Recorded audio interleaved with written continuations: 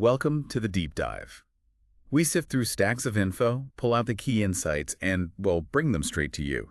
Today, we're going to dive deep into something that, let's be honest, often makes us pretty uncomfortable: conflict. Most of us try to steer clear of it. But what we're finding in the sources is that it's not always this negative, disruptive thing. It can actually be a catalyst, for innovation, progress, even understanding within a team. Exactly. And that's our mission today, really, to sort of shed light on how active listening, when done well, can actually transform those team tensions. The ones that usually derail things. Yeah. It can turn them into real opportunities for stronger collaboration. And this is super relevant now, right? With work changing so fast, AI coming into everything. The big challenge, and we saw this clearly in the material, is that most conflict resolution kind of falls flat. And it's not usually because people are being difficult on purpose. It's because they listen just to reply. They're waiting for their turn to talk. Instead of listening to understand. Precisely. So they miss what's really being said. We're going to unpack some really practical ways to get past that, starting right now. Okay, so let's get into this idea then. Conflict isn't a dysfunction. That feels counterintuitive. Yeah. My gut reaction is conflict means something's broken. But you're saying it's a signal of engagement. How does that work for a team? It's a pretty big shift in how you look at it. The material suggests conflict, if you handle it constructively, signals that people are invested. They care. It can drive innovation, spark real conversations, get different perspectives out there. It actually pushes the team forward. So think of it less like a problem and maybe more like an indicator that people are passionate about the work. That's really interesting. So does that mean high-performing teams might actually have more conflict, not less? Is that what the sources are pointing to? Yeah. Spot on. Yeah, we see that high-performing teams often grapple with more conflict. And it's not a bug, it's a feature almost. It comes from having genuinely diverse viewpoints and really high commitment levels. When you get passionate, engaged people together, invested in the outcome, disagreements aren't just likely, they're almost necessary, a sign of healthy debate. Really? The goal isn't to eliminate conflict, it's to create a space where you can navigate it productively. That reminds me of this story from the material, but a leader whose background made them feel that a bit of a rough exchange in real unfiltered conflict was actually needed. Ah, yes. To show investment. Right. It led to what they called fireworks in meetings, which, okay, maybe sometimes got close to being toxic. That's a fine line. Definitely a fine line. But the key takeaway was that these animated discussions, they pushed everyone to really bring their passion, their viewpoint. It meant lots of different approaches got seriously considered. And the result, the quality of the team's output was way higher because they'd explored so much ground. That anecdote really does nail the fine line aspect, doesn't it? Conflict can be great for innovation, but you need good facilitation. You need that psychological safety. Without it, it can turn toxic really fast. It can, like the material said, skirt right at the edge of chaos. And unresolved stuff just festers. Exactly. It doesn't just vanish. It festers, creates silos, those invisible walls between people or teams. And that can quietly kill whole initiatives, especially in tricky areas like product management or, say, bringing in AI where misunderstandings can have big consequences, ethically or practically. Okay, so this is where active listening becomes the crucial piece, right, for navigating that line. The sources point out this fundamental flaw, people waiting for a gap just to jump in with their point. They're not really listening, just formulating their rebuttal, which means they totally miss the chance to actually explore what the other person said. I've definitely seen that happen. People end up just repeating themselves because nobody really heard them the first time. And it's more than just, being polite or nice to have. The sources talk about the neuroscience. It's fascinating. When someone genuinely feels heard, it actually deactivates the threat response in their brain. Wow, really? Yeah, think about that. It physically shifts someone from being defensive to being more open. It unlocks that collaborative potential. It literally calms down the fight or flight parts of the brain, bringing back our ability to work together, engage, be creative. That's huge. And if you connect that to the bigger picture, like agile culture, active listening is how you show respect. That's one of the core pillars, right? Respect.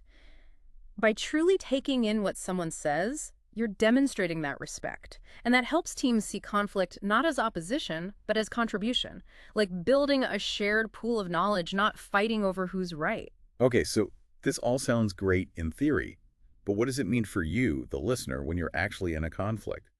Let's get into some practical strategies from the material. Absolutely. First off, agree on intent. Right at the start of a tough conversation, you could say something like, hey, let's make sure we both feel really understood before we even try to fix anything. Set the stage. Exactly. The goal isn't winning, it's mutual understanding. So you can use phrases like, help me understand what's really important to you here, or could you tell me more about what's behind that concern? It just opens the door for real listening. Then, number 2, mind your body language. This is so critical. It's often the first trigger for defensiveness. Oh, yeah. The nonverbals. Totally. Leaning in too aggressively, pointing fingers, crossing your arms, looking away like you're bored, interrupting constantly. These things instantly signal threat or disinterest, even if you don't mean them to. They can shut down dialogue before it even starts. Your posture, eye contact, it all sends a message, Yep. open or closed. And a really powerful technique here is echo back. Echo back. Yeah, but it's not just parroting, repeating word for word. It's paraphrasing what they said in your own words to show you've actually processed it. Then you ask for confirmation. Like, okay, so what I'm hearing is you're worried about the timeline because of resource issues. Is that right? Got it. Or like, so if I understand your main priority is the customer experience, even if it means a slight delay. Did I get that? Exactly. It lets them clarify immediately if you misunderstood. And crucially, it makes them feel genuinely heard. That's key. Yeah. Also, you need to consciously balance advocacy and inquiry. It's important to state your own view, right? That adds to the team's shared knowledge. But you have to balance that with real curiosity about other people's perspectives.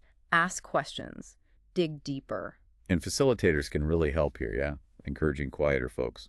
Definitely. A good facilitator makes sure all voices are heard, invites quieter members in, prevents valuable insights from getting lost.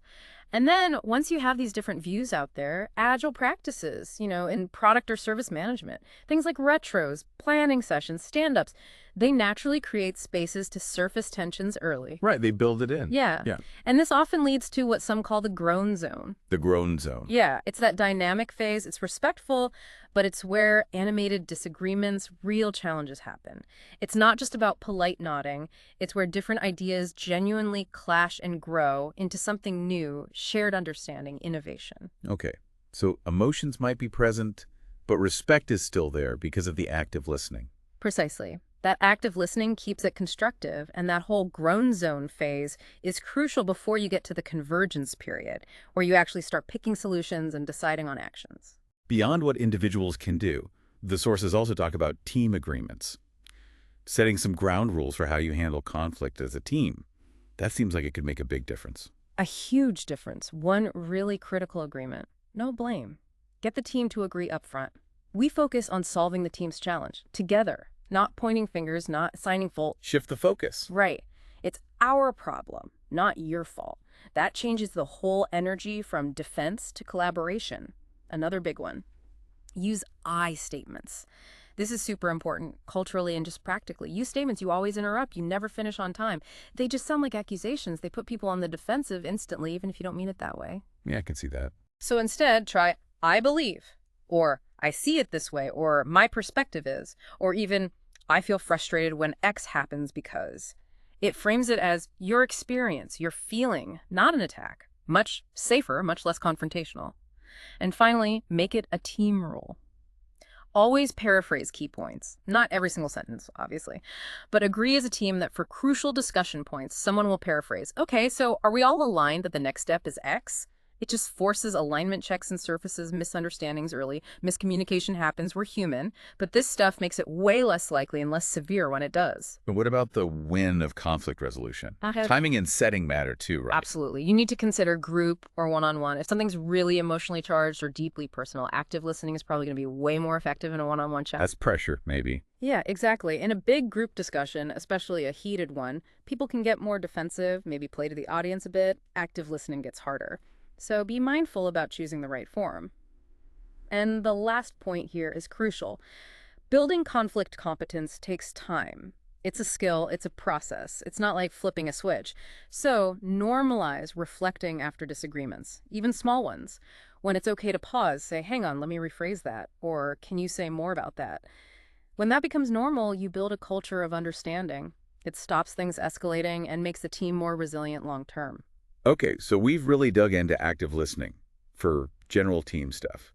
But things get even more interesting, maybe more complex, when we talk about AI integration. How does active listening play a role there, where the sources of conflict might be shifting? Right, because AI acceleration definitely creates new tension points. And it can amplify old ones too. When AI gets integrated into workflows, it messes with established roles, routines, even people's sense of status or expertise. Yeah, I can imagine that causing fear, resistance, confusion. Absolutely. Think about someone who was the go-to expert for a certain task.